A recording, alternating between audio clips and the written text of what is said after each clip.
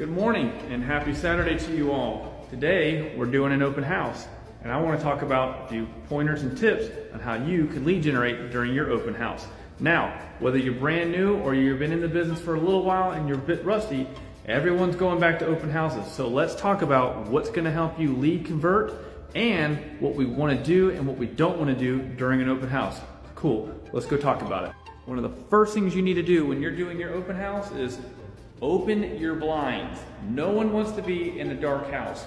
Please do not keep your blinds closed like this.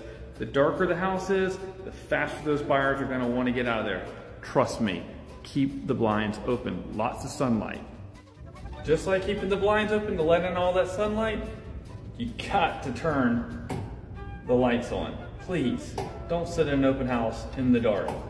All the lights need to be on, all the blinds need to be open, okay? All right, listen to me on this one. This is step number 3. You're gonna have to have a check-in list. Some people get all technologically advanced with the gizmos and the gadgets and iPads. I don't like to do all that. And I'm not gonna force you to sign in, but I do have a trick. It's kind of like a psychological effect that's always worked for me, so maybe give it a shot. But my list right here, when I do my list, let me show it to you real quick. All right, so check it out. I just keep a pen and a piece of paper, very simple. But I always give 3 dummy names. I usually use my son's names on there. I'll use a generic phone number and a generic email. You know why I do this? So again, the reason I provide that list and a few of the dummy names is it conditions the buyer to see that list when they walk in, and they're more likely to fill out their information. But if you're gonna convert that lead, you can't just let them walk around and sign a name. You've got to do a little more work than that. Let's talk about that.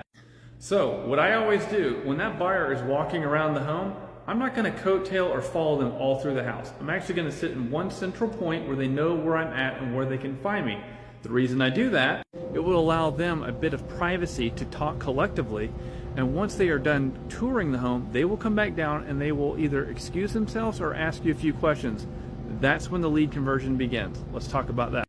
The most critical aspect of your open house is engaging with those new buyers. So the moment they walk through that door, you need to ask an introductory question. My question is always, are you from the neighborhood or are you passing through and saw the open house? And may I ask, where did you find the listing?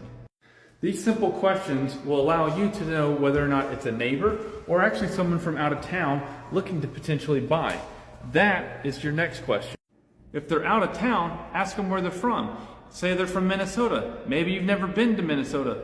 Find something to talk about, whether it's Twins baseball or maybe you like to go ice fishing. Find something to create common ground with so you can create a relationship with that new lead. I hope this helps you guys. Follow me for more tips.